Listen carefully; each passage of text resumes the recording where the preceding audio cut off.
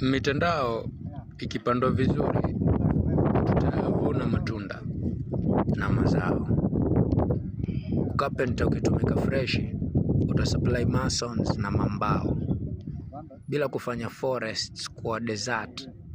Yani ukulima ukitumika vizuri hautakuwa na maship na makao tu. Ngano itazidi kufanya black forest kwa desert zao, kama ngozi kwa worth valuable shirts na priceless Traore. Fao mtaa wa Chwani leo, juzi ulikuwa mtaa wa Buki na Mbao.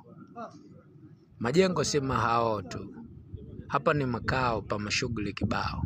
Na ndio tuthamini vyetu, tutaheshimu vyao, tutajitahidi na vyetu hata tukijifunza vya kwao.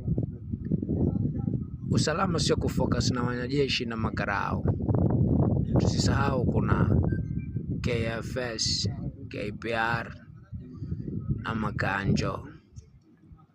Kama vile wahalali unavyowashughulikia wanao, ndio vile vile utadili na wale kadhaa wa kando.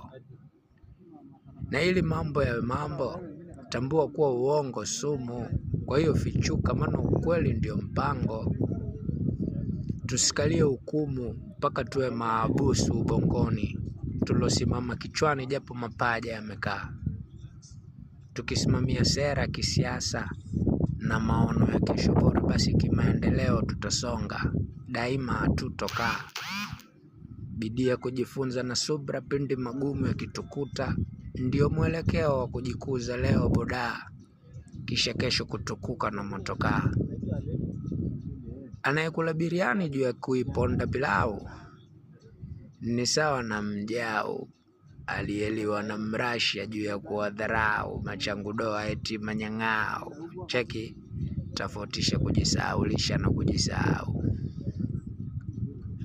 You know, it's been a very long time na uchu kubonga sense. Nataka kila line iguse spine hadi minds zithibitisha signs za the right change. Tujenge subra na ujuba, tutoe ujinga kwa ukubwa. Tujiwei, tujigauge, tutoe rage, na kwa kila breath tunayovuta to appreciate, tufanye best kila step to take, na fikra na maono fresh ya kutukuza.